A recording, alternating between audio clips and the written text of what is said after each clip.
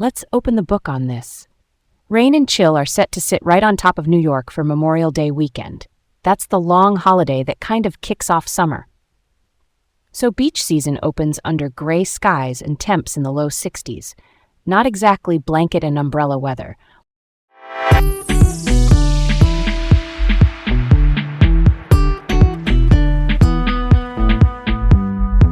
I'm Garrett.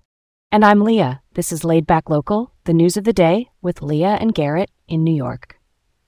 First up, rainy weather damps enthusiasm for NYC's beach season opener. Forecasts for May 22nd through the 25th point to steady rain and breezy, low 60s temperatures. Still, all city beaches are staffed. Lifeguards will be on duty daily from 10 a.m. to 6 p.m. through September 13. And here's a useful note.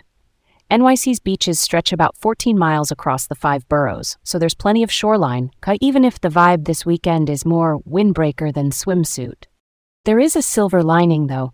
Because Memorial Day lands early and Labor Day lands late this year, the beach season runs a maxed out 106 days. That's the longest possible season, which honestly is kind of amazing given this soggy start. Yeah, that checks out. Not gonna lie, 106 days is pretty sweet. And, weather like this can hit local spots hard.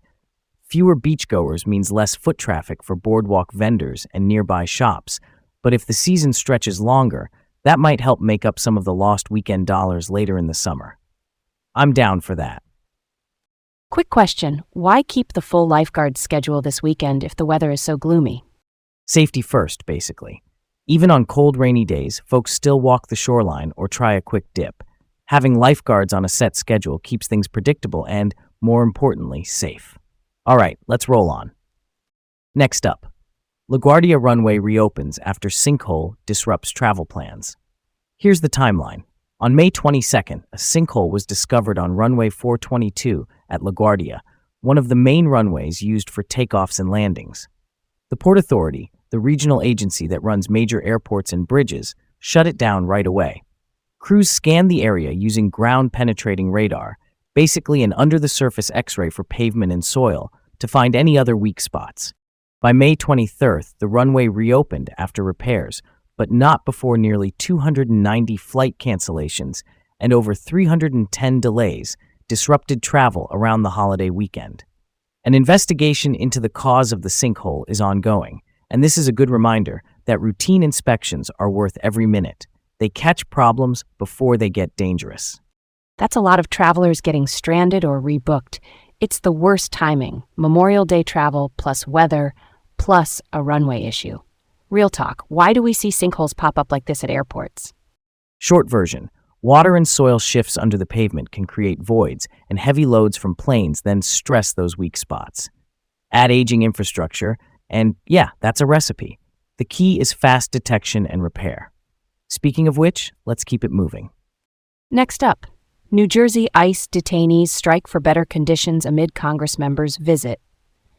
At Delaney Hall in Newark, an immigration detention facility run by a private company called Geo Group, detainees launched a combined hunger and labor strike in May.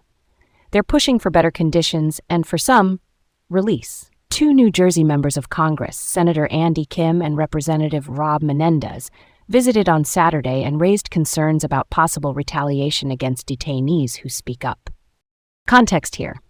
ICE stands for Immigration and Customs Enforcement, the federal agency that detains and deports people who violate immigration laws. ICE policy only formally recognizes a hunger strike after 72 hours without food, which can delay medical checks. And while ICE and Geo Group both deny poor conditions and even dispute that a hunger strike is happening, detainees have long complained about food quality and access to medical care. Nearly 300 people at the facility signed an open letter earlier this month.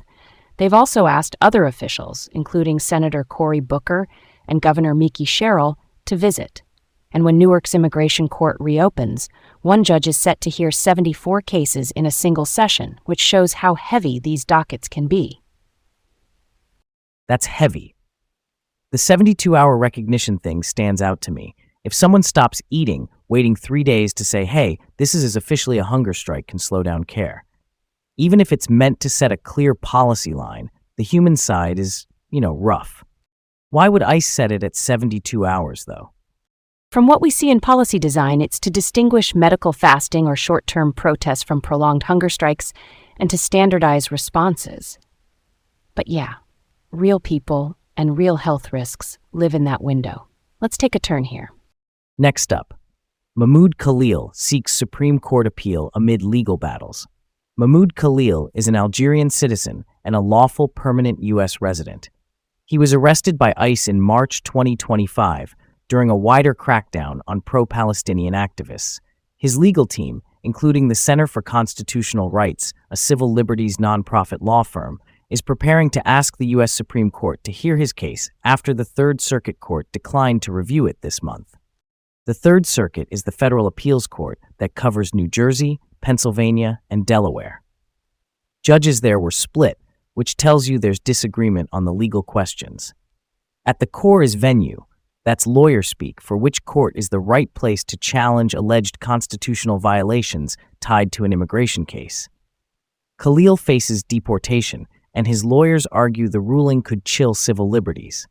A Supreme Court appeal is no guarantee, but it's the next step. This one's got some depth to it. It sits at the tension point between foreign policy debates and domestic rights, and the split decision shows how unsettled the law can be on where people bring these claims. If the Supreme Court takes it, we could get a clearer rule book. If not, the split stands, and people navigate a patchwork. All right, on to the next. Last up, New York delays reparations study amid political challenges. The state's Commission on Reparations, formerly the New York State Community Commission on Reparations Remedies, is pushing its final report to 2029. The commission studies the legacy and harms of slavery and systemic racism in New York and recommends remedies. Assemblymember Mikkel A. Soliges points to shifting politics, including what she describes as an erosion of Black political power and federal opposition to diversity efforts. As a reason, more time is needed. Timeline check. The commission was created in 2023 with an original report deadline set for 2027. Now it's 2029. They've already collected about 200 hours of testimony and plan more public hearings before writing recommendations. And a bit of history for context.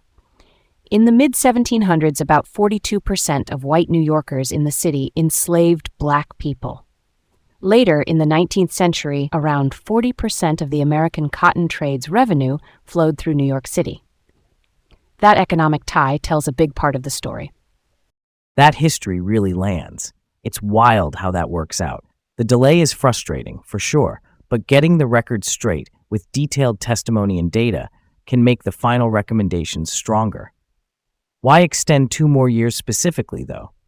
From what officials are signaling, it's about political headwinds and scope. They want space to gather more public input and make recommendations that can actually move in a changing landscape. Not perfect, but that's the reasoning. So there's your big picture. All right, that ties it up nicely. I'm Garrett. And I'm Leah from Laid Back Local in New York. Have a great day, and we'll catch you tomorrow.